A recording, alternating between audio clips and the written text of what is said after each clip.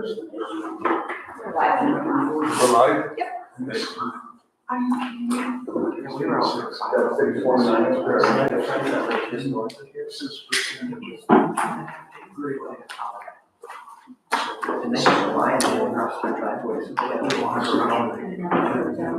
Look pretty comfortable there, Mr. Rob. When I look over there, they're yelling.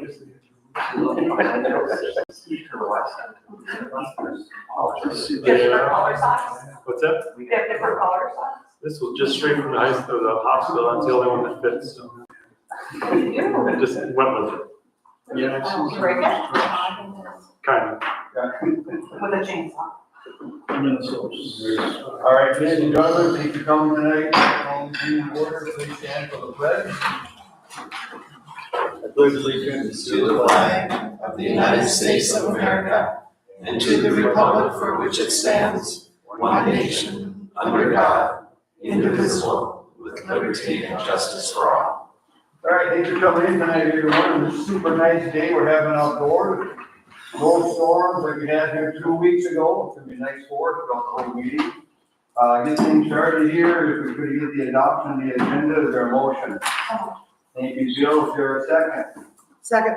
Thank you, Amy. Is there any discussion on the adoption of the agenda? Any discussion? If not, all in favor, say aye.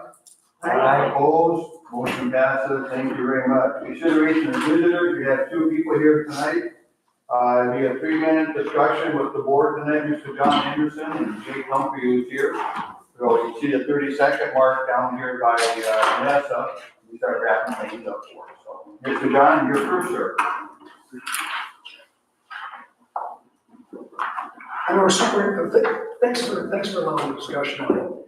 I know our superintendent's going to give a presentation apparently later on SEL. And I would of course like to see that before I make any comments, but knowing what I know about it, I just want to make a couple of quick observations. As our superintendent has given the presentation, I'd like to consider that half of our students in our district are performing, and that's kind of generous, performing at grade level, maybe the other half aren't. So there's an opportunity cost to adopting anything that's distracting from core academics. And I see SEL as a big distraction. And I'm just going to hit a couple bullet points. I didn't really put a lot of time into preparing this, but for one thing, it's politically divisive. Very polarizing topic, meaning it's going to take time tonight, and it's going to drive a lot of discussion here that, in my opinion, is kind of unnecessary. Questions. What curriculum is going to be involved in this? Is the curriculum board approved? Is there an opt-out option for parents that find this unbeneficial? And which classes will this be implemented in through what types of pedagogies? And I know that, like I said, I wish I could have seen the superintendent's presentation before I asked these questions, but it's something to be considered throughout it. What kind of metrics passed? How do we know that this thing is beneficial? What are the costs? And in present times, how are we going to determine whether it's effective or not, and whether it really should be taking up that opportunity? And the other question that we need to consider, are our teachers licensed in psychology? Because this is basically, like the name says, emotional intelligence. It's very self-introspective, which is distracting from the curricular things that we really want to pay attention to. Thank you. And so just keep those questions in mind as we're looking at it, because I think there is an opportunity cost with everything that we're introducing that is not focusing on getting those grade levels up. Thank you. Thank you, John, for coming in. Nice seeing you again. Mr. Jake Humphrey's up next about debate. Thank you. Board Chair, Superintendent, School Board.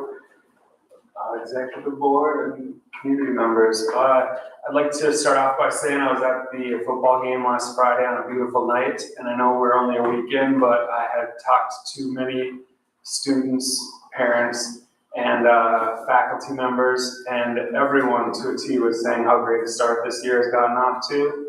And so, I don't know what has caused that, but let's keep up the good work here. Everything's going smoothly, it sounds. It's good to see people back in class. The reason for my speaking tonight is on the activity of debate. We lost Mr. Sherrier when he left his position last year, and Mr. Toole, the English teacher, stepped up in his place, and we really appreciate that. Good friends with the Toole family and their kids, and I knew when we first started talking to him about covering for this position, he said that he got to sleep in his garage, and so I'm really happy that he stepped up for this. It's a program that's invaluable to people. My son's personally involved with this. Wednesday, 9/11, they have a meeting at 2:40 p.m. in room D215 in the high school.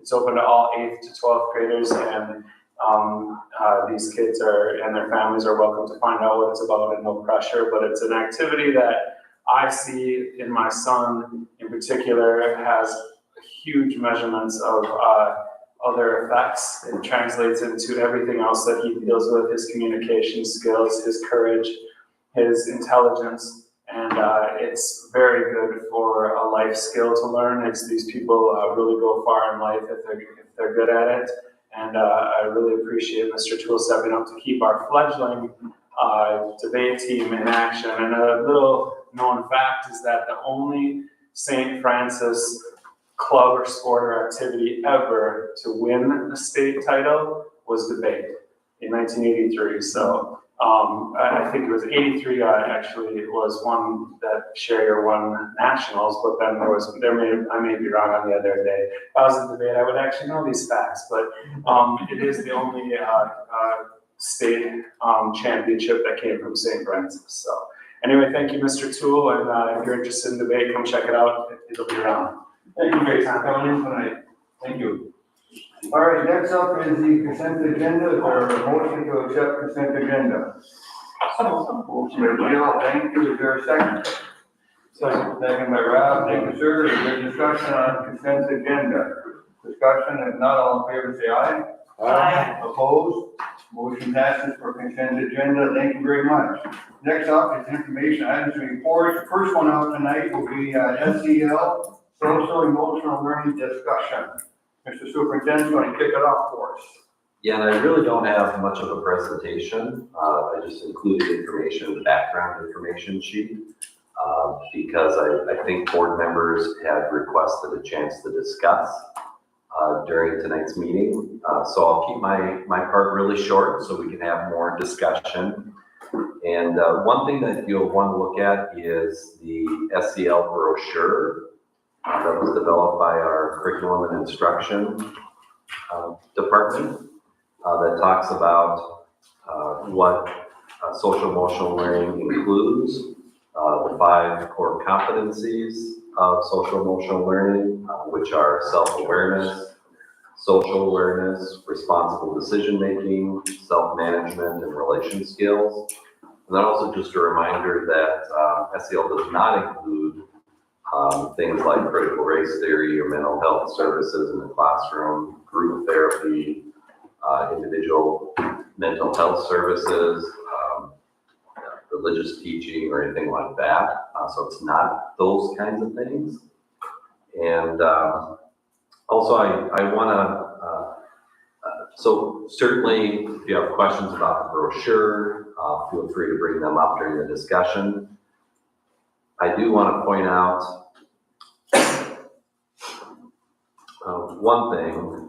First of all, the social emotional learning is not a new thing in schools. It's been around, I know Mike Starr would say at least 50 years ago. Richard, at the last board meeting, brought an example from a gentleman who had won a contest about 100 years ago, and that particular example, really, it was called a moral code. And so that was common 100 years ago, people talking about moral code. I'm just gonna read a couple of things that William Hutchins promoted 100 years ago. Things like do your part, everyone is expected to pull their own weight, be a good sport, no cheating on tests or in ball games, good sports shake hands, team players celebrate everyone's victories, give it your all in everything, keep your cool, rein in emotions, count to 10 when upset, think before acting, level heads lead to smarter choices.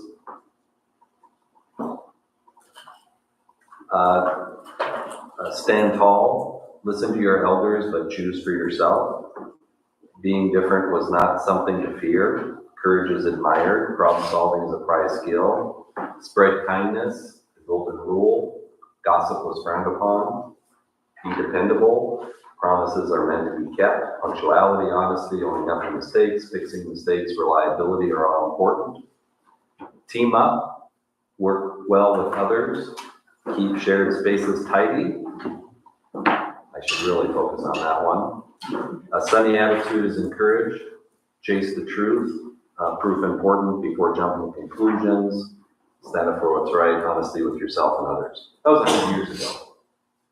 And when Richard was outlining that particular moral code, I realized, and I think many people in the audience realized, that is a great example of social emotional learning. That's it. That was 100 years ago. They called it moral code then. When I was growing up in school, we would call it things like character education. That was really popular. There have been other names for those important concepts. If you go back even further, the Bible talks about virtues, things like humility and kindness.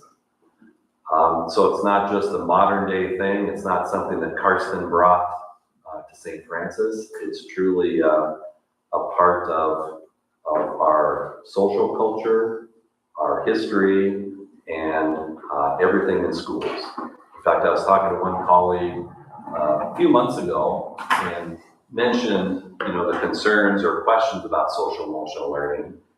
And his statement was, that is the bedrock for everything we do in schools. We need to work with our kids, and hopefully parents are working with the kids to make sure that we know how to interact with each other, that we have strong interpersonal skills, that we know how to calm down and regulate our emotions. And that's the job of parents and school officials, and of course the kids themselves. So when we're talking about social emotional learning, that's what we're talking about. And I think it's imperative to teach those skills to our kids at all levels, because it's important for them to work together. It's important for them to learn how to work with others in job situations, after high school. It's important for people to learn how to regulate emotions. And if we do those things well, that will help with our test scores. It will help with our behavior incidents. And so really that's all I have to say right now, but I'm assuming there'll be a lot of discussion about, SEL. All right, so we have discussion here tonight on SEL, like Pillsbury. We did an hour-long Pillsbury discussion. We're gonna have an hour-long discussion tonight on SEL. To kick off my part of the discussion on SEL and so forth, again, I went out because I had not received any phone calls on Pillsbury or SEL. Last spring, I went out and talked to the people lined up to pick up their kids in the middle school. 61 family members I talked to, and not one person talked about SEL or Pillsbury. Pillsbury got real popular again this year, so I went out again. Through my job, I have contacted lots of people. And we would call it Bill's gas station, county markets, California business places, you name it, I've been to it. I went out and I asked the question, what do you think about our schools? What are the issues you see about our school? What's the problems in our school? Again, this time I talked to 52 people. Not one person brought up SEL, not one person brought up Kelsey. One person, all she said was, what's the bullying like on the school buses? And I said, we are addressing that, we are working on that if it happens. That's the only issue this time with one person on the school bus for bullying. So SEL is out there. I'm glad Richard brought us some information. It's over 100 years old. That is probably the basis of starting SEL and education. Let's have discussion on it. Who wants to speak next on SEL? I have a question. Yes, ma'am, Amy? I know he had asked, and I'm also curious, I know we had gotten, some handouts from Castle. Who are we using as guidance for social emotional learning? It isn't, I mean, there has to be something that teachers are going to and using as guidance for social emotional learning. And where are they being pointed? What are you giving them in order to have it successful? Because again, is concern, and I've heard concern that we are going down the path of having teachers now, they're not licensed counselors and licensed psychologists, and sometimes you can do more harm than good if it's done wrong. If it's done right, great, but these aren't licensed counselors, and are we putting too much on the teacher's plate by moving down this? But my first one is, where is the guidance? What do they go to? What are we giving them in order to help them learn how to use social emotional learning? Yeah, Because it's changed over the years. 100 years ago, it's even changed since '99. A lot of the readings I've done. So yeah, thankfully though, a lot of the information is the same. For example, the things I mentioned with Richard's comments are part of our social emotional learning framework. We do use Castle sometimes as a resource to understand the components of social emotional learning, but as far as I know, it's not a curriculum.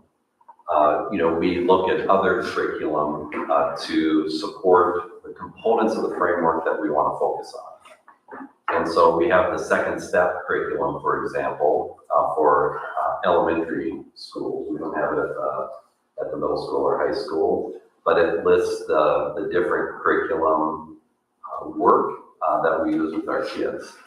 We also use programs for other groups of kids. For example, there's a Boys Town program that has social emotional learning components, and it's especially effective for kids who have some behavior issues. So we use that. We use the zone regulation kind of process where, kids can identify for themselves, are they really out of control? Are they, high flying, on that particular day? Are they kind of down and out? Are they, somewhere in between? And so that kind of work helps kids learn where they are, and then they can understand strategies that they can use to regulate their behavior. So those are some examples. None of those specific examples are Castle, but Castle has a framework. I think one of our biggest pieces we're using was the ideas came up from our community, our school board, and our stakeholders as our profiles of a graduate. And under that category, one of them is emotionally intelligent. And so we have some indicators of what does that mean to be emotionally intelligent? What does that look like? And so those are developed across all the levels. And those came out of stakeholder feedback before my time. I don't know how many years back, but that has been approved by our community and stakeholders. So I heard Castle was mentioned, which I have concerns over Castle, I've mentioned before. On their website, it's Castle, the C in Castle stands for collaborative, as it is both who we are and how we work. It then goes on to talk about with growth comes a commitment to ensure SEL is dynamic and inclusive of all learners. We strive to identify and contribute to the types of educational experiences that foster personal collective growth and well-being, especially for those in our society who are underserved. We imagine communities in which all young children across race, ethnicity, family income levels, learning abilities home language, immigration status, gender identity, sexual orientation, and other factors have the skills, relationship, and environments to thrive. It mentions that not only as their mission statement, but it's embedded in other areas here in their work here. It says, SAL can be a powerful level for creating just, inclusive, healthy schools, where then it goes again and mentions the same things that I just mentioned here. And also, what concerns me is this is exactly, the language in here is exactly what the board said no to 3.5, 4 years ago. Jake's in the room here, he sat on the board. When we said no to equity, they came forth with an equity, with the committee that they wanted to do.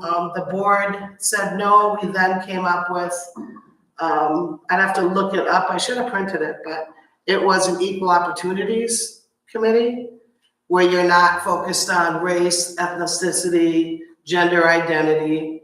And the district said that our employees probably wouldn't be interested in that, so we didn't approve it. But the board said no to the equity. I did notice on the Castle website, they did talk about culture, the culture groups that we started here. I'm not sure when that was started, who started it, who's on there, but I don't recall that being approved at the board level. Whether or not it should or shouldn't have been, I know they tried to with the equity committee and it didn't get approval. And the cultural committee has never come forth before the board for approval if that's the avenue we wanted to go for. We did even hear from our community member at the last board meeting who said, I thought you guys said no to this. I heard it. Our community was aware of it, and now we're back talking about this again. That's why I wanted to talk about it. What are the teachers talking about? You can all say, well, it's social emotional. It doesn't have to do with equity, but when you go to the Castle website, it does include it on there. It includes it on there. So what are the teachers using? How are they using it? I don't want this stuff in the classroom. We didn't want it 3 or 4 years ago when the board said no to it. We voted down the equity committee. It hasn't come forth before the board to be talked about again. And it was last year when we gave a presentation, and all of a sudden the words are standing out as words that I'd looked at before and that we've said no to, and then the more I dug into Castle, the more I went, no, this is the stuff we said no to. So that's. I'm sorry, Annette. Go ahead, Annette. Everything she said, I'm gonna add to that. Castle has been around for more than 30 years, from 2016 to present. It has been in the schools as social emotional learning. In 2020, it changed to become transformative social emotional learning, which is basically race and gender ideology embedded into what had previously been neutral student competencies, which is what we want to see in our students, is the neutral student competencies. Concerns with Castle's SEL, going off of what Amy just said, top-down approach. We have a national organization dictating standards to states and schools. We have a massive mental health data collection from invasive surveys and assessments without parental consent. This is Castle. I don't know, if this is what's going on in our schools, but this is what Castle wants to bring into all schools across the country. What's the source of that document? I'll get you the source. Okay. It's on my home computer. I'll email it to you. Surveys are connected to student identification numbers. Data is interpreted through a critical race theory viewpoint and always returns results with systemic oppression. SEL uses a critical race theory framework. SEL counselors are trained to affirm all identities and shift school culture to celebrate them and influence others. Has a collective political ideology focus, encourages groupthink, and discourages individuality.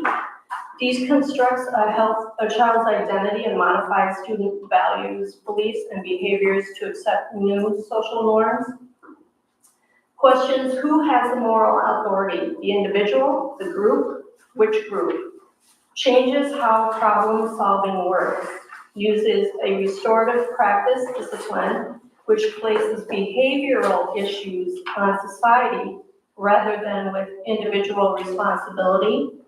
Anti-intellectual removes rational thought and reason and focuses on emotional analysis, undermines family morals and parental rights, rewards those seeking power and victimhood, teaches children what makes themselves feel good, is of highest value, impedes SEL growth, and fuels shame and resentment, intensifies tribalism through identity groups, which intensifies aggression, prejudice, and cruelty. It's designed to tear apart the individual and Western civilization. LCL programs are extremely expensive and essentially pyramid schemes profiting off of taxpayers. That's a concern with the CASEL definition of SEL and bringing CASEL into our district.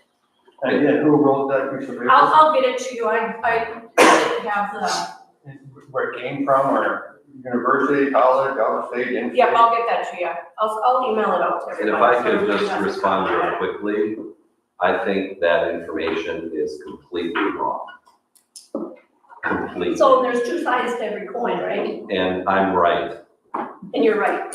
in this time, yep. Okay. Yep, I think that is a political message.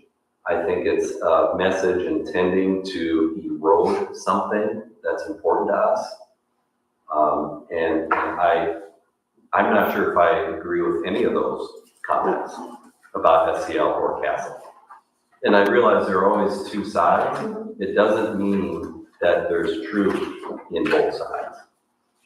You know, that has nothing, what was just read there, I have never seen in this school district or any school district.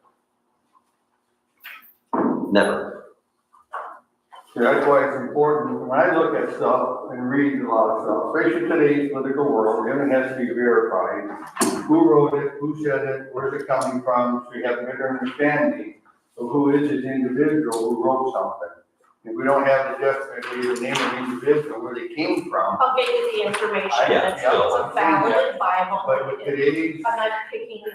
political world, with all the input from China and Russia and everything else, we hear about it every day right now, leading up to the election. There's so much false information being put out there.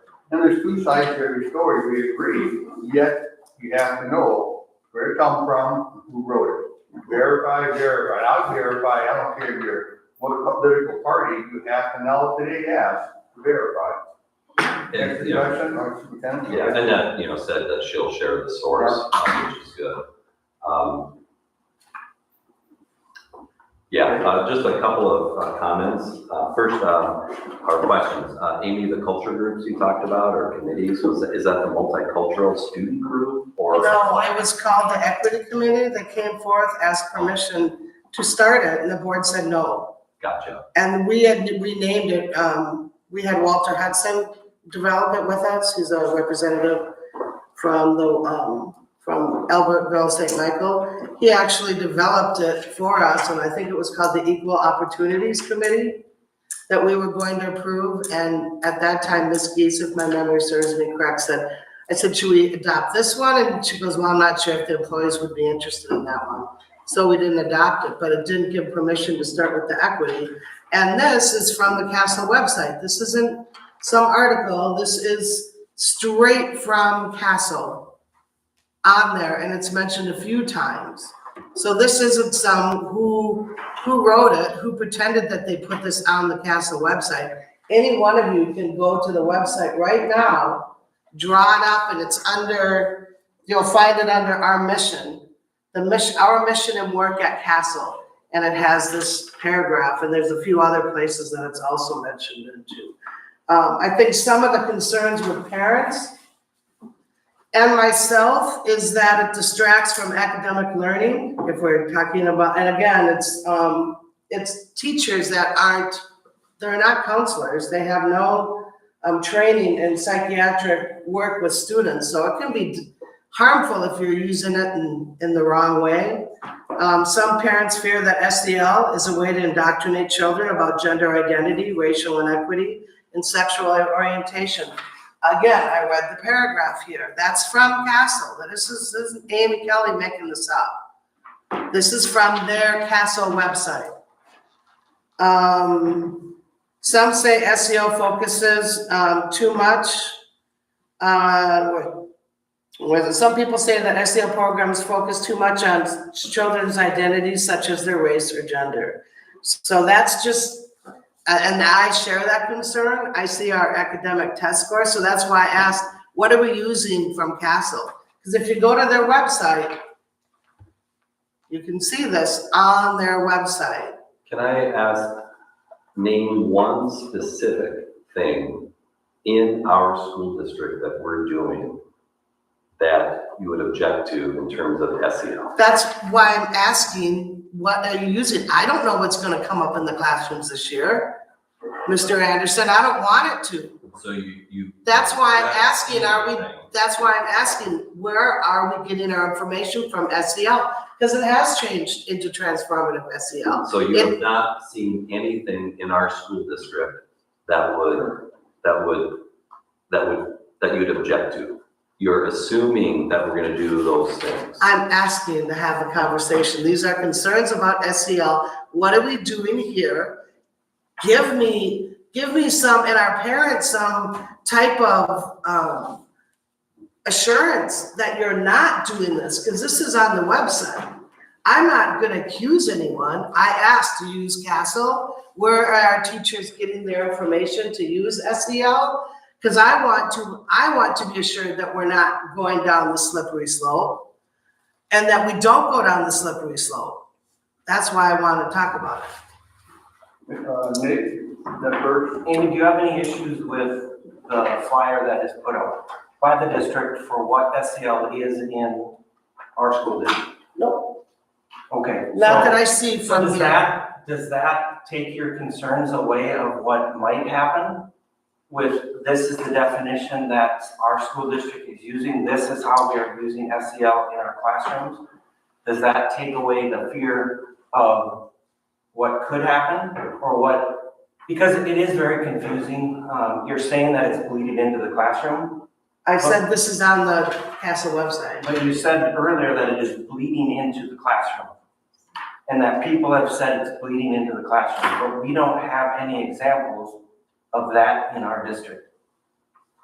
So does this concern you with what has been presented to us by our staff as to how we use SEL? Is there things in there that concern you with our implementation? I fully understand your concern with Castle, which is a resource, not something that we have purchased, not something that we fully use. It is a framework that has a lot of things in it, which I think you probably would agree with some of the things that are in there and disagree with other things. This is our district's definition. What issues do we have with that? I do have concerns about our teachers being used as counselors. The brochure looks nice, it does. But if teachers aren't trained, and I have heard from teachers who feel like they get more and more things put on their plate, more and more things they have to do in the classroom, that they don't feel that they're not counselors. Yeah, and we're not doing anything that would in the classroom that would require a counseling degree or a school psychologist degree. We're very careful about that. Okay. So, I know that for sure. Think about it in this way. Do you think we should have elementary teachers teaching their kids to take turns? I mean, it's really, that is an example of SEL. And it's the basic stuff like understanding the rules of the game, following the rules of the teacher and the game. It's those kinds of things that we're really focused on. We aren't talking about, the things that you described. I have not seen or heard anything like that in St. Francis schools. I haven't. Good, Annette? But I would make a suggestion that we consider moving away from the castle, the whole castle thing, and stick with just, you know, and stick with your basics. You know, ABCs, 1, 2, 3s, and teaching our kids how to be good kids without utilizing the castle program. Because I have more information. This one actually has the editor, and he's on the House Committee on Appropriations, Labor, Health and Human Services, Education and Related Agencies. And he has nothing good to say about CASEL either. CASEL is a program that has worked its way into school districts with an agenda. Take the CA off of it, and we have SEL, and it can be benign. I mean, SEL can be benign exactly as you're saying. It's the method in which we're promoting it to the students and to the teachers through the curriculum, through that second step program, through training to the teachers, bringing in a climate committee into our schools, which was never approved. For, you know, what we've discussed before. Get rid of CASEL. The second step, get rid of CASEL, the whole thing, and go back to the basics. Teach the kids exactly what you read at the beginning. So you, To what is good kids? You said good kids. What do you mean by that? Exactly that, respectful and no hierarchy. Nobody is better than anybody else, but we don't call each other out either. You know. And I know a lot of other things too. Yeah, I mean, it's essentially what this is, but when you start bringing CASEL in and you start building off of all their programs, everything that I pulled up, I mean, aside from written by CASEL, has nothing good to say about the program CASEL. It's a back door from what we hear. It's a back door, and it's transformed over the last 30 plus years to 2020 when it became literally transformative SEL. So get CASEL out of the building. Get them out of there. Go back to teaching them the basics. The basics including how to interact with each other. Yes. And how to calm emotions. Without utilizing this program. We have spent a lot of money on the CASEL program. The second step curriculum. I don't think we've spent any money on The CASEL. CASEL is the second It's step. a framework. Their second step is a CASEL program. Now, I gave the board members a whole month to look at second step curriculum. No one came to the office. So I want to know exactly what in the second step curriculum is objectionable. It's part of CASEL. So it's nothing specific in the curriculum. You didn't find anything in there. You're just saying that. Oh, I've looked at the curriculum. With the second step? Yeah, I think I have a fourth grade one. So what specifically in that curriculum is objectionable? Exactly what they say here. So it you just- see that in the second step curriculum? In the second step curriculum? Yeah. Yeah, I'll put some stuff together and send it to you. Yeah, because that's what I need to Because, know. oh, here, I know. Oh, shoot, I didn't bring my folder. Maybe I did. And by the way, I agree with Nate, he said it a lot better than I do.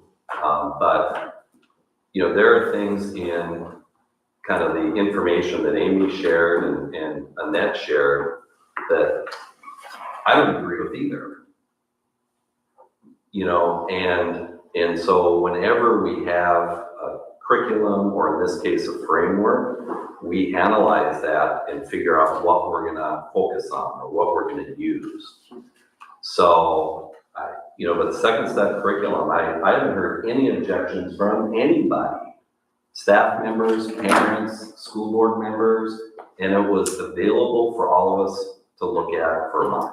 Well, let me ask you this, how long has the second step program been in our district? Probably 4 years? Longer. I want to say 18.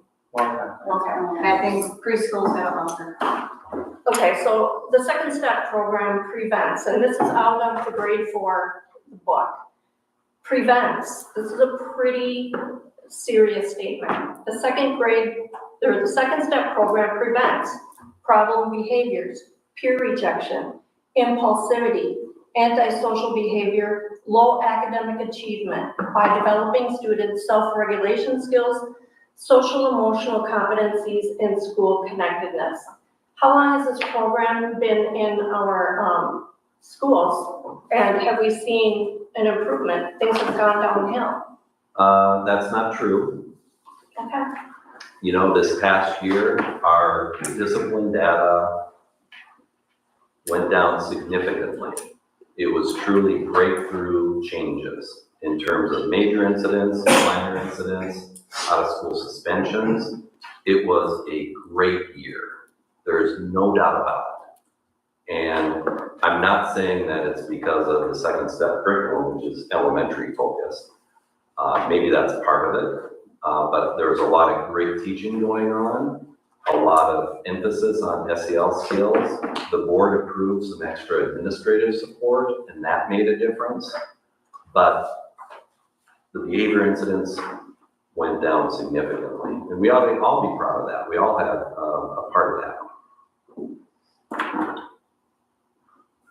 You know, and I don't think anyone could say that the second step curriculum isn't effective because of everything that happened during COVID, the political upheaval, the changes in parenting structures, you know, just so many things out there. But, you know, we believe that it has made a difference and will continue to make a difference. So, Amy?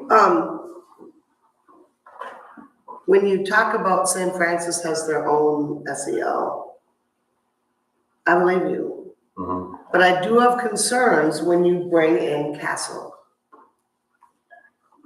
Because of the website and what I've read, that isn't what it's on there. This is what I don't want, this is what I don't like.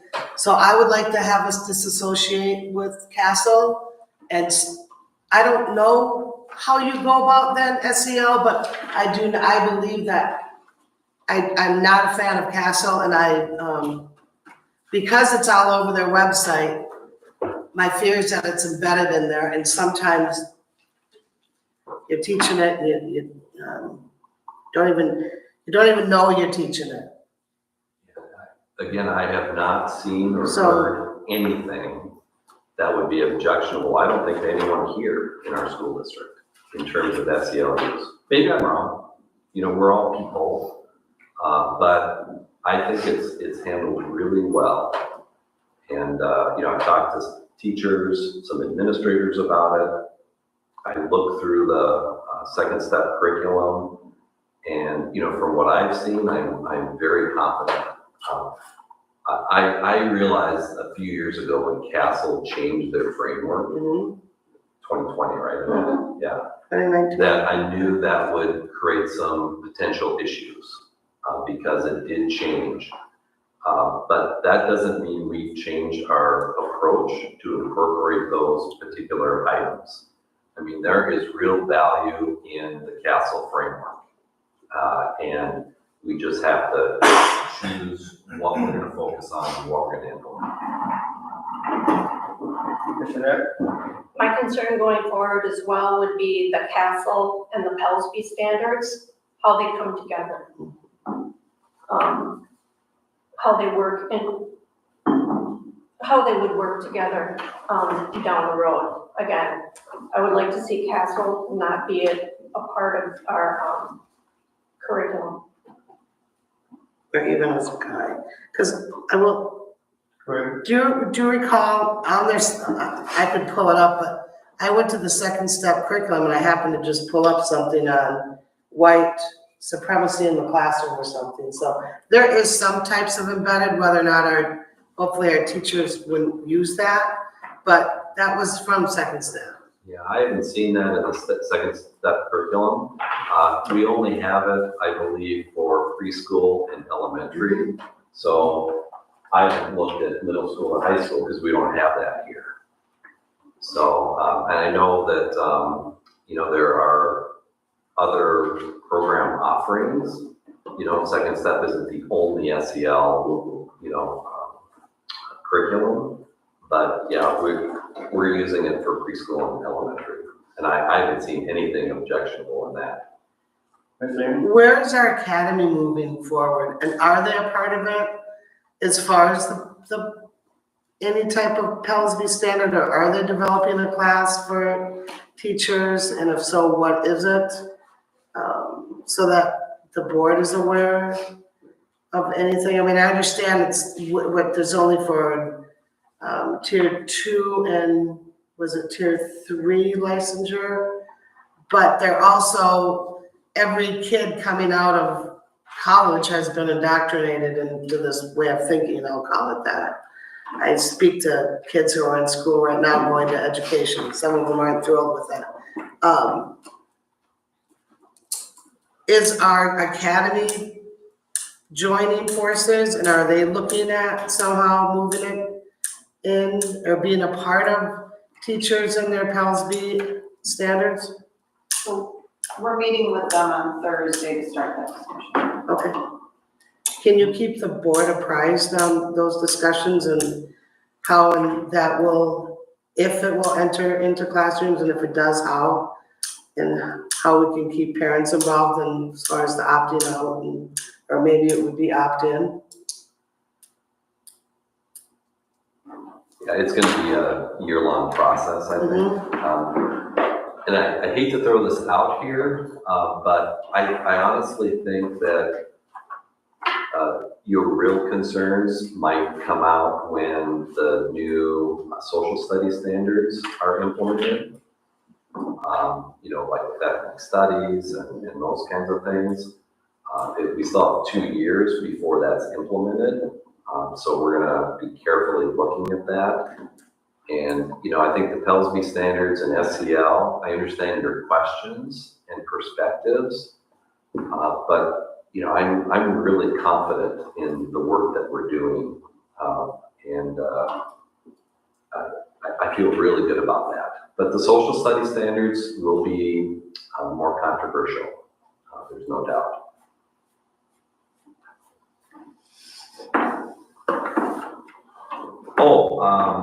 John asked a couple of questions. I didn't write them all down, but if I could just take a little time here to try to, the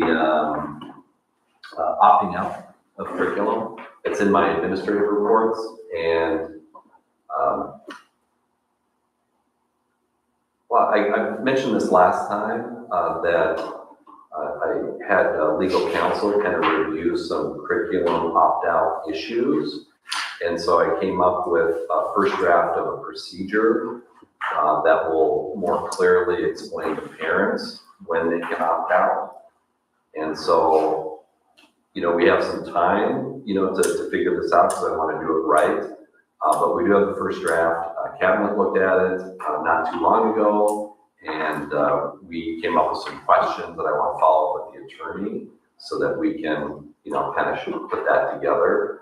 I can certainly run it by the policy committee or maybe the full school board as sort of an FYI, as long as people understand that, you know, as we go through these processes and challenges, you know, we'll learn from that. But I'm willing to share that when it's ready to be shared. There's another. Some of the other questions he had was, what are the approved classes for SEL, and what are some classes that involve SEL within the class, and what are our metrics showing that that we're tracking this, and are we sharing this data nationally that we're collecting on the students? What are the costs for SEL, and do our teachers have a licensure in psychology, with some of his other questions too? Well, they don't need licensure as a counselor or a psychologist. They just don't for the SEL curriculum. It's not required. I don't think that Mr. Hutchins from 100 years ago, you know, suggested moral codes that would require licensure. I know character education from the 70s and 80s when I was growing, that didn't require any licensure. And this SEL curriculum that we use doesn't require it either. So I don't recall the cost offhand for the second step curriculum, but it wasn't a major expense. And you said that we thought maybe it was around 2018 that it was purchased? Okay, so that was before my time. For sure. I really don't know.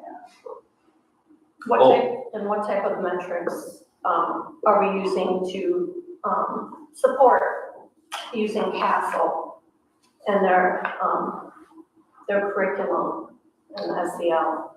What metrics are we using? Because right now, for the last number of years, our grades have not been good.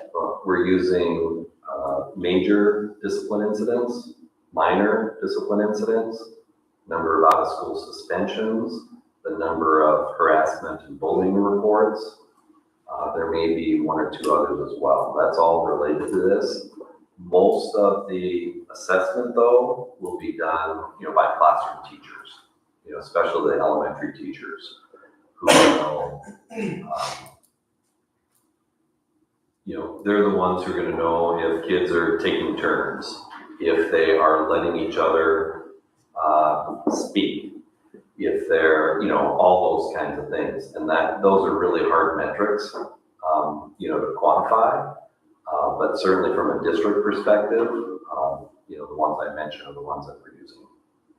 And again, like Annette mentioned, we had low scores the last couple of years, which is understandable. And again, those scores came from the COVID years.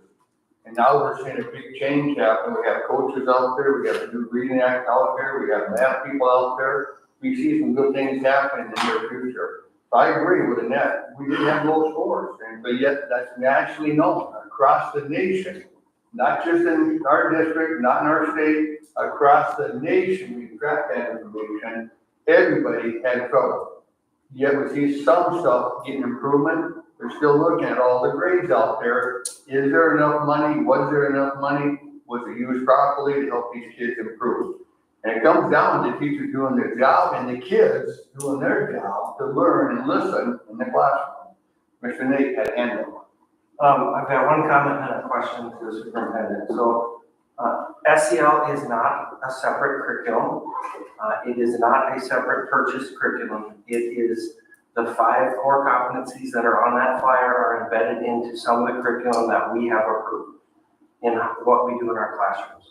It is not a specific lesson that the teachers go, we are now doing SEL, then we're doing math, then we're doing reading. It is embedded into the lessons and the teaching that they do. It talks, some of the things talking to our teachers, how they use SEL. They work with individual students to set goals in areas where they may need improvement. So that's not a specific subject or curriculum. It covers the student. They conduct, they assign group projects where the students self-delegate the roles. So they put them in groups and the kids determine who is doing what step. That's SEL. That's the 5 competencies. That's what they're doing. To include all of the things that Mr. Anderson discussed with our preschool and our early learners, our elementary kids. It is not a specific topic or curriculum that we have purchased. Castle is not a curriculum. It is a framework that organizations use to help them in implementing some of the SEL competencies across the board. We have not purchased anything from Castle, correct, Mr. Anderson? As far as I know, Do we send any data or reports to Castle? no. Great, Commissioner. So, as far as we go back to the metrics, and you brought up the discipline, and last year was the first year, and last school year was the first year that we really started, we kind of created a baseline. Yeah, or 2 years ago was the baseline. I don't remember getting the baseline 2 years ago. I remember it coming out for 23, 24. Well, that was, we compared data from 2 years ago with this past year's data, and that's where we saw the significant decrease. Okay. Because those were, if you're saying that the baseline for the metrics is going to be the discipline and not grades, because I think grades would be a huge metric as well. Could be. And the grades are not great either. Or you're talking about like student achievement on Yeah, assessments? there's a bunch of different metrics we should be looking at when we're using these CASEL programs. Yeah, and those are It should be metrics. all of these, and it should be grades, and it should be discipline, like you mentioned. And as far as I can remember, we've only started really using EduClimber, and I can't remember the other one, to try to get everybody on the same page. So we don't even have a full metric to say that they improved, because we don't really know what it was before. We have data from the 22-23 school year and from the 23-24 school year, and it shows a significant drop. We met our 5-year breakthrough goal in 1 year. That's how good the change was. And it was because of a number of factors. SEL instruction is one of them, but so was the extra support, that we have. I mean, there are all sorts of things that contributed to that. And we are tracking, the student achievement results, math, reading, as well as, some other metrics like technology and, those kinds of things. So we are tracking that. And those went up too. Out of the 28 things that we measured, our metrics, our goals, 1 of them declined, 3 were stagnant or stable, and 24 of them had growth, strong growth, or breakthrough growth. We had a fantastic year last year, fantastic. I'm not saying that SEL instruction caused all those things. I think it's impossible to prove that one way or the other. It is. But what we're doing in St. Francis School worked really well last year. And I have the data to show it. I have shown it with the school board. Take a look at our meetings in June. Take a look at the option, one of the options for my own evaluation. I have everything marked out. The only 2 I had marked at that time was our overall MCA results for reading, which went up, and our overall MCA results for math, which went up. One went up 5.3%, the other one went up, I think, 2.8%. That's those metrics that we had agreed to and that we analyzed this past year.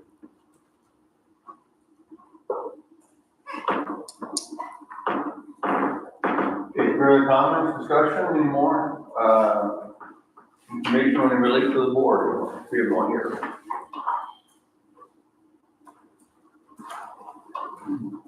No other comments? Okay, then we'll move on. Next on the agenda, coming up is the summary of the superintendent evaluation and goals. You're seeing your board book out there, all the information. We did the discussion on the superintendent's evaluation. I took notes on it. I sat down with Mr. Brandon over here. We have to put together a summary conclusion that you see on your board book. I called Mr. Nate over there and said, Nate, you had some comments you made, some good comments. There were a lot of notes down. Can you give us some more information on the summary here, what did you see? And so with Nate and my notes together, with Mr. Brandon over here helping do all this, we have a summary on the superintendent's evaluation. That was done on August 26, 2024. Now, by law, I don't have to read what you see in front of you. And Ms. BA says, well, it's a good suggestion to read it so everybody knows what's going on with it. Now, I can read this, I don't have to read it. You tell me from the board, what do you want?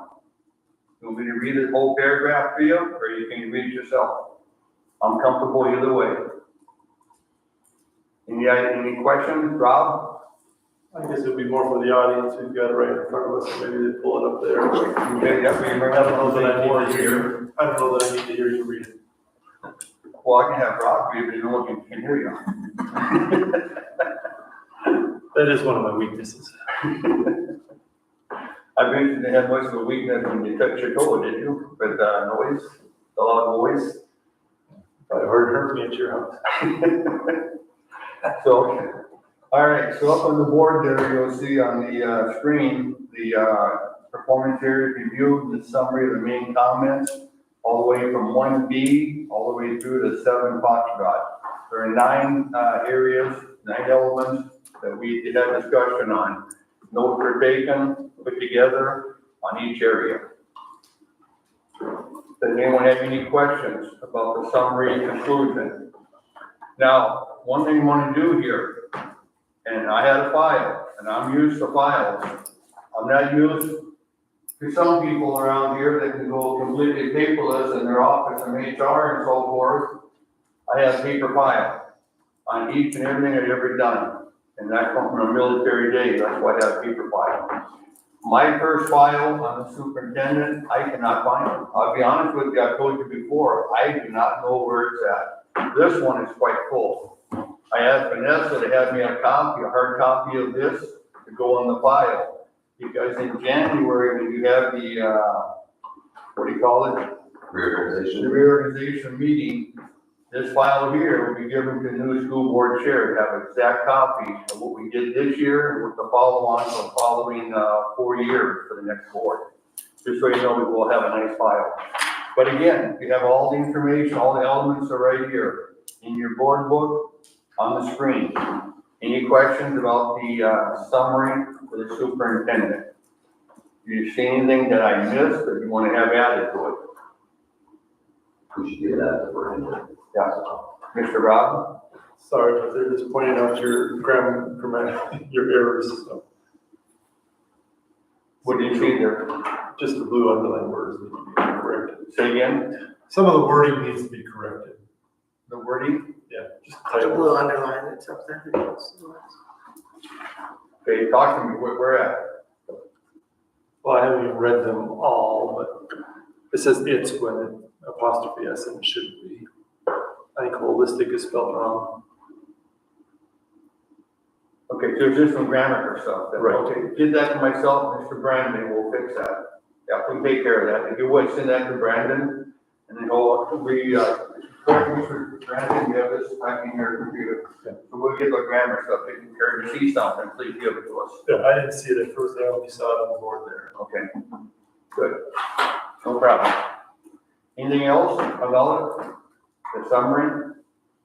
Okay, so we're good to go in the summary of it. Yes, ma'am. Question, comment, Mr. Nate? Just one comment, just wanted to thank the superintendent for what I think we evaluated as an effective year with your performance. I know that we were able to discuss some areas that you excelled in and some areas that we as a board are looking for improvement or different procedures in how we move forward. And I know that you took notes on that, and we have future meetings where we're going to talk through some of those goals. But just wanted to highlight 2 areas that we had strengths for you, which was in visibility and approachability and school safety and security. So again, just want to thank you for your efforts this last year. Yeah, and I appreciate the discussion. I always think that the discussion about the ratings is much more important than actual ratings, regardless of if they're high or low. And I thought it was a really good discussion with good feedback. Okay, so we'll move on. Next up on the agenda we have here is the administrative report. Mr. Superintendent. Just 4 items to bring up. After, I want to highlight that we had a great first week. Jake mentioned that earlier. Very impressed. Each building was running smoothly. There are some issues, parent-student related issues that we're working through, but I'm confident that those will be resolved. So thank you to the school board members and the entire staff, including teachers, for their work to start the year. The items I'll highlight are in the board packet, library materials review committee. I'm gonna leave this on there until we get this going. We were delayed by a week because only one teacher applied to be on the committee. And then there were some issues with reposting it. But Stacy, Claudia, and I are meeting this week to kind of get the ball rolling. And we just need that second teacher to sign up and then we're good to go. So I think once we get that started, then I'm confident that things will really run on a good routine. Another thing I mentioned to Jill and Amy during the policy committee is that the middle school went through a whole bunch of books that were in the media center. And we think they were probably from, some of them were from when it was a high school, a long time ago. And so they've been going through those books and removing those that we don't think are appropriate for our middle school kids. So at least we're taking a proactive approach as we can to remove some materials, but we still want to honor the process when books are challenged. And so we'll be starting that meeting here soon. School Board Candidate Forum is on September 24th at 7 p.m. at the Performing Arts Center. Everyone's invited. And who's gonna run that for questions to the candidates? Who's setting that up? Community Advisory Council is spearheading that effort. Jordan O'Connell and Barb Anderson will be the two of our moderators, if you will. There is a link on our website for community to submit questions in advance. Those questions will be vetted at a meeting prior to the 24th. They'll be vetted on the 23rd, and then a list of questions will be drawn from community members. Hopefully there's enough. Right now we only had a couple submissions. So encourage people to get out there and submit their questions in advance so that we can get them to board members so that they can prep a little bit as well. Or potential board candidates, I should say. Again, that's September 24th, 7 p.m., St. Francis High School Performing Arts Center. Everyone listening in, please come down and meet the candidates. There's Jill. It won't be aired live, it'll be recorded and just, you can play it later. You'll be able to have access to it. Okay, good. I'll mention one more thing and then turn it over to Rob if you're okay.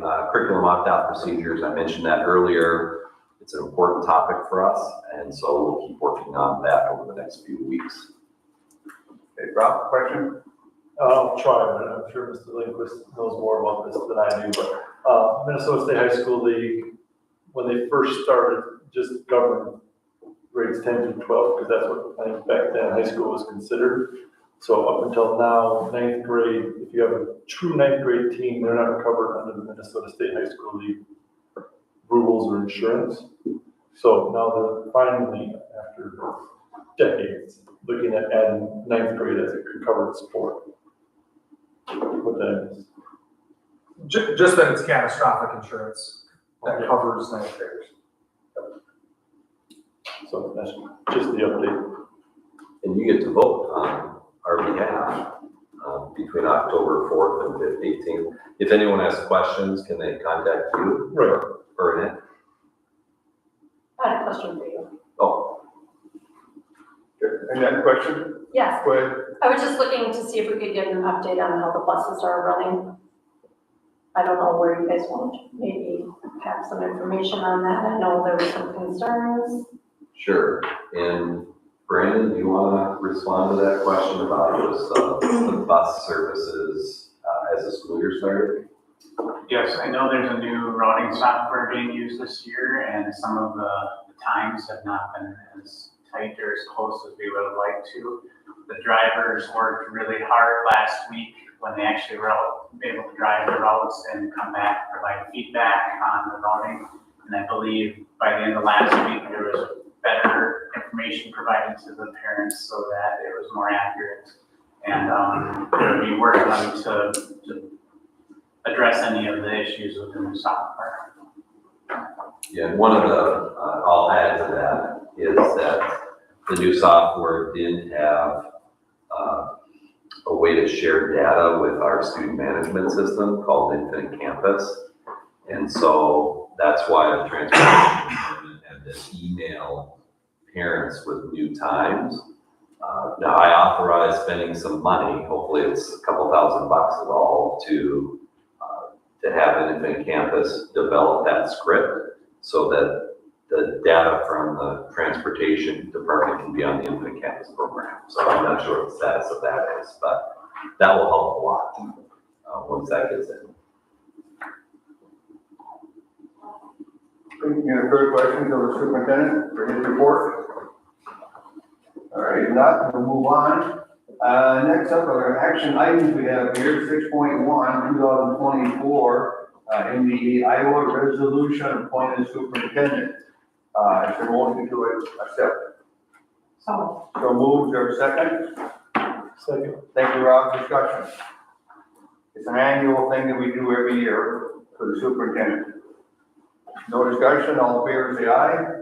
Aye. Opposed, motion passes, thank you very much. Next up, 6.2, policy revision, we had it at our last meeting, 506, 507, 509, 514. Is there a motion to accept?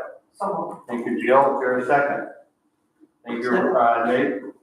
Discussion on the four policies. Discussion, if not, all in favor say aye. Aye. Opposed? Thank you. Motion passes. Next up is the approval of behavior intervention assistant payment. Motion to accept. So thank you, Nate. Is there a second? second. Thank you, Jill. Discussion. Discussion? If not, all in favor say aye. Aye. Opposed? Thank you. Payment being made. Next up, 6.4, approval of bus drivers work agreement. That's just been added, not long ago. Is there a motion to accept the contract with bus drivers? So, Thank you, Jill. Is there a second? Second. Thank you, Amy. Discussion on the contract for bus drivers. Discussion, questions on the contract? If not, yes, ma'am. are we currently with bus drivers? Or are we fairly fully staffed? So we have so many route drivers, and then we have budgeted, what we call unassigned drivers that are kind of our first substitutes, which we budget up to 8 of them. I think we are up to 7. So we're technically not fully staffed, but this is the best position we've been in for a while. Thank you. Any further discussion on the contract for buses? If not, all in favor say aye. Aye. Opposed? Motion passes. Thank you very much. Next up is 6.5, approval of contract negotiation for the Superintendent Anderson. So at this time, I make a move to approve and negotiate a subsequent employment contract with Carson Anderson. I move to make it happen. Is there a second? Thank you, Nate. Discussion. Any discussion, Jill? The only portion I want to discuss on this is upon approval, the subcommittee, will be decided. Well, I'd like to have a discussion on who's on that subcommittee. For the initial discussion? Yes. Okay. Now, questions were asked here a while back. Rob and I are on the committee.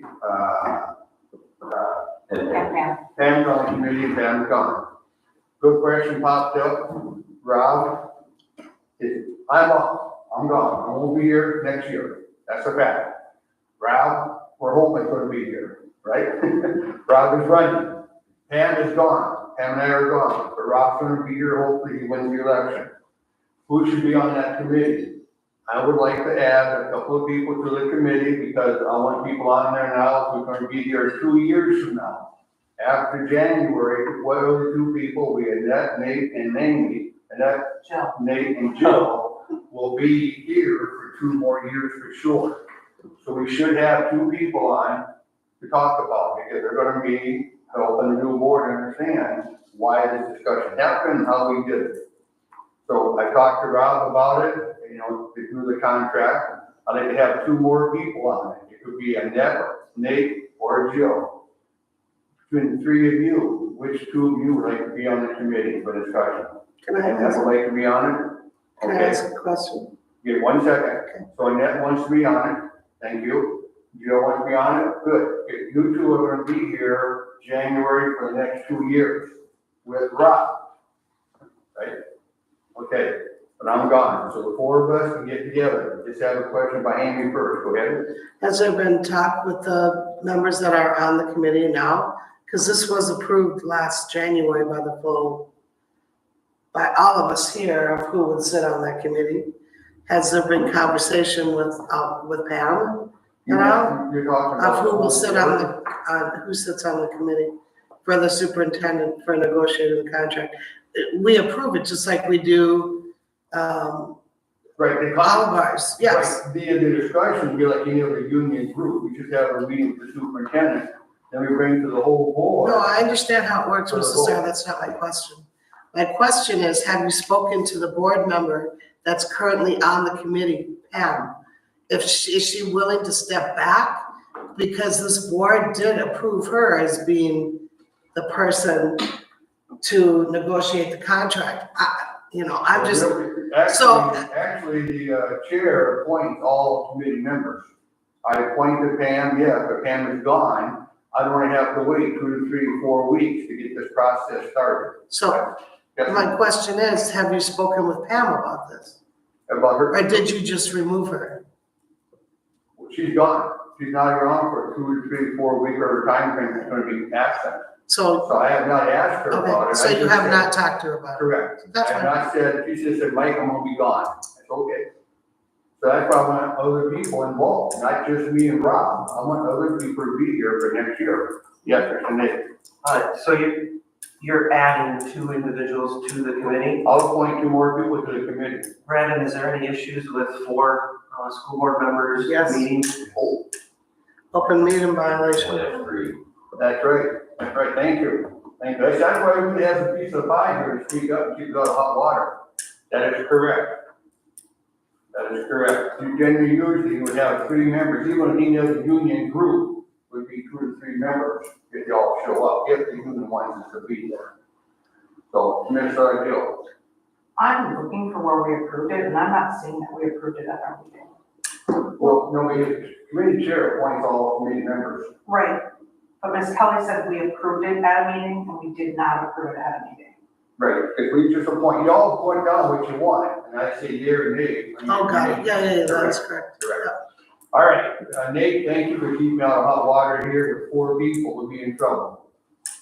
So Mr. Stark, your goal is to start the contract negotiations sooner than later, right? So is that what you're asking to do, is to form a committee of 3 that can start meeting immediately on contract negotiations? Correct. Is that what you're asking? So it'll be 3 people on the committee, correct, to do the discussion with the superintendent on what we're gonna do for this future contract. 2 questions here, Joe first. That's if this motion passes, Right. Correct. just Yeah. for clarification. Right, to enter negotiations. Right, if this motion passes. Correct, This Rob? will be changing who's on that committee. I guess for me, one of the main jobs of the school board is overseeing the superintendent and hiring and doing whatever. I don't think that we would do anything as far as hiring somebody without all 7 people being present. It just is, when it's not a pressing issue, I mean, this is the earliest we've ever did a contract with the superintendent. Usually it's in February. I'm not saying we have to wait that long, but for me, it would be nice if all 7 people were here to give their input on this. Right, we're gonna have, the committee's like any other union group. 3 people meet with the individual group or individual. We work on the negotiations of the language, the pay, and then it comes back to the whole board. And that could be 2 weeks from now, 3 weeks, and Pam will be back by then. So that will vote, more than likely, yes. Because we have to sit down with the superintendent first and have the meeting. That's the starting point. That's the start point for us. Ms. Jill? So the intent of this is to have a subset negotiate a contract with the superintendent, ensure that his needs are being considered, the board's needs are being considered, and then there's something brought back to the board to talk about. Rob, what I'm hearing you say, and maybe I'm misinterpreting this, is you would like to have the new board. No? Okay, you just like to have all 7 of us have. Well, full board, yes. Okay. make a decision. So it could be negotiated upfront and wait until Pam is back to make a To approve the decision. contract. To approve. Now, and Rob is right in the fact that we've never been so early. They allow us to be 365 days out. Yet I cannot think back, when's the last time we did a negotiation of the time frame of 4 people going off the board possibly, and then a new board coming in, and then start the contract, and the new board even hasn't got phase 1, 2, and 3 done, and they got to start doing contracts. That's the issue. That's what I'm looking at. And I'm trying to protect the superintendent to make sure that we take care of him in the future here. And not have the new board be involved because they're still learning with a phase 1, 2, and 3, Mr. Rob. Yeah, and I'm not saying we have to wait till January. We still got September, October, November, December to make a decision. To me, I know there's been other decisions where I've had to miss a meeting and I wanted to be a part of it, but it was voted on even though it wasn't a pressing issue. And I don't see this as being a pressing issue. I mean, I'm sure Karsten wants to get it done and settled, but I just like to have everybody's input. Right, and we will on the final contract, Ms. Annette. So are you, suggesting that we not even approve the negotiation today and hold off until Pam gets here and then approve negotiations? Right. Yeah. Yeah, I kind of agree with, Rob, that we can move this off of here and bring it up on the next meeting, when Pam's here to approve negotiations. Give her an opportunity. Thank you. So let's say Pam's back to the next meeting, but I'm gone. And let's say at the next meeting, Nate's gone, and let's say at the next meeting, Amy's gone. Everybody knew what was on tonight's agenda. If there was anything to be discussed or any concern that they wanted brought forward, as always, we should be communicating that with the chair. I think she did. I'm not sure, We're not done yet talking, hang tight. Go ahead. I'm not sure why we'll delay a vote if, how are we gonna know that everybody's gonna be here at the next meeting? And that's why I'm looking at taking care of the superintendent. Did Pam get a hold of me? Yeah, Pam got a hold of me. And if she was here, she'd probably vote no. But she's not here, and you're right, what if? Yeah, I'll tell you what, I almost wasn't here tonight. I'll be right up front with you. I have a death in the family. When this meeting's done, you're probably gonna be dead. I won't be at his side. But we got a death in the family. But this is priority over that, and I'm here. I could be gone next month too, for another death in the family. So yeah, I could be gone right now if I wanted to, but I'm here for this school board meeting. I'll guarantee you, I bet you a dollar bill, when I walk out that girl having texted me saying, my phone's already blowing up on me. I think he already died tonight. I'm not there by his side. So we have a choice to be here or not to be here. We cannot delay this and that. I make a motion that we table the approval. No, we don't, we're not motioning that. I have a motion on the floor. Either we do it or we don't do it. I'm not gonna take your table. I have a motion on the floor, it's been seconded that we enter into negotiations. Further discussion, yes or no, that we enter into negotiations. All right, I'm gonna take a vote. All in favor into negotiation, raise your hand. Jill, Nate, and Star. Who raise their hand no to the into negotiations? Amy, Rob, and Annette. Now we have a tie. Now we're like Anoka, downtown Anoka right now with 3-3. And Sartell and Robbinsdale and other school districts out there having trouble right now. So now we're at standstill of 3-3, which means the next meeting, my knowledge, has to come back up then, correct? Not necessarily. My suggestion, if you don't want to negotiate, is to work with Brandon on next steps. I think this is a clear message that the board does not want me to come back. And that's your call. It's your decision. You have to do what's right for the community. But if that's the case, then you should work with Brandon on, if there's another motion that has to be considered. By the way, I've never been in this situation before. I've always been offered another contract. So this is new to me. But I think we should work with Brandon about are there other motions, and then ask him to develop a plan for possibly hiring a search firm. Mr. Rob? I think you're reading this room wrong. This is more about being a full board and not your negotiation. As far as making a decision to negotiate or to approve a contract. To go into negotiation. Well, I don't know. I just feel like Pam should be a part of this discussion.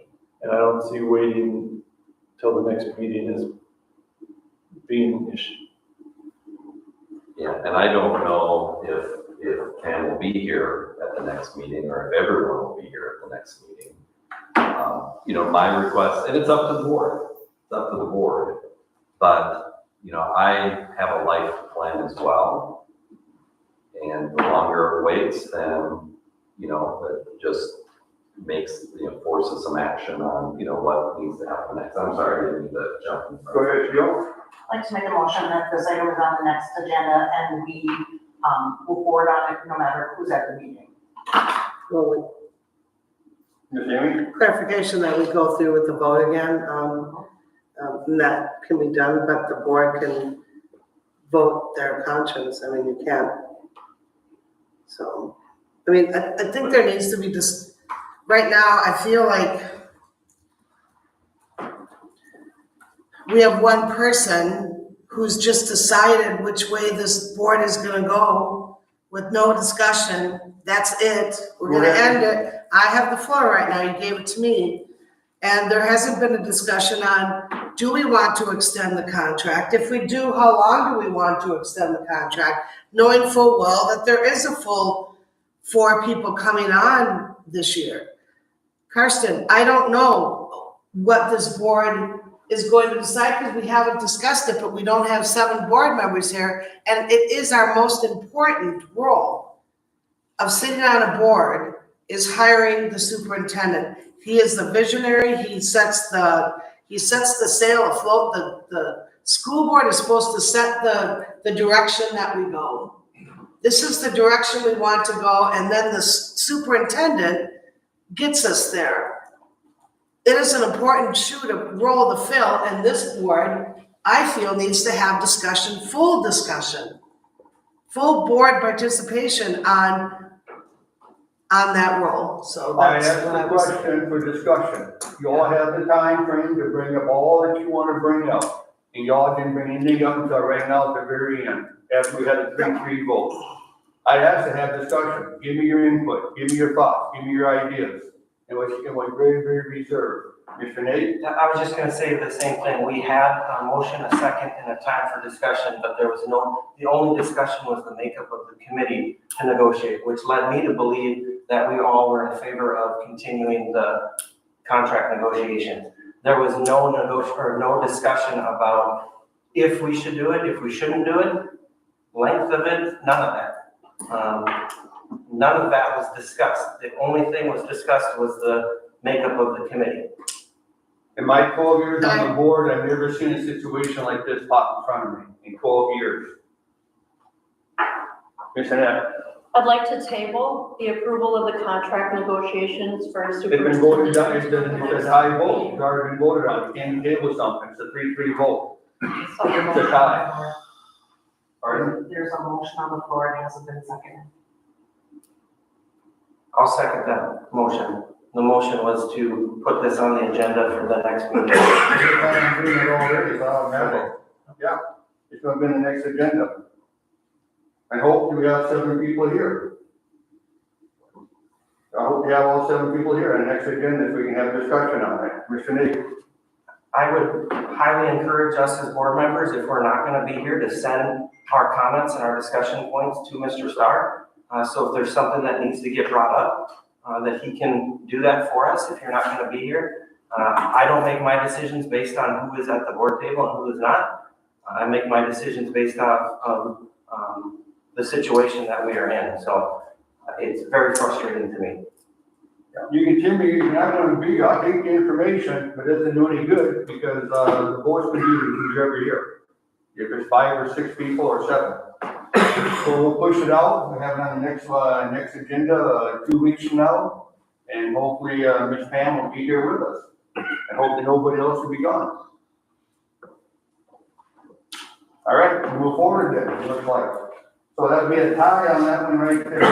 Meetings, preliminary topics, it's in your board book, take a look at it. School board member report, we'll move through on that one. Mr. Nate, anything, sir? Other than nothing but great reports from families and students. The school year has started off with nothing but good things. We've had some hiccups with transportation, but I know we've been working through some of that. But just a thank you to all of our staff for everything they've done, from grounds to custodial to teachers to everyone that supports our students. Commissioner? I haven't been to any meetings outside of the school board meetings, so I have nothing to report yet. Mr. Rob? Nothing. Ms. Amy? I attended the policy committee tonight, and we'll have some policies brought forth at the next board meeting. Ms. Gill? I attended policy this evening, and exactly what Amy said, that we have some policies that will come forward. Also, nothing but good reports, even the concerns with transportation this year, they're nothing as substantial as last year or previous years. So kudos to your team. They did great this year. Not only this year, but the kickoff this year, I've had minimal complaints brought to me. I think that's all her team did the credits. Last, I just want to make sure the superintendent knows, I fully support you in negotiating a contract coming back. I asked you if you can just hold off 2 weeks, because I'm hoping that this board will come back with a different discussion in 2 weeks. I love living and working here. I want to retire here someday. But I also recognize the school board needs to make a decision about what they think is best for the school district. So hopefully they're jiving together, you know. And, but certainly the sooner the better for me. All right, meeting's adjourned at 8:01 today. Thank you, folks. Thank you very much.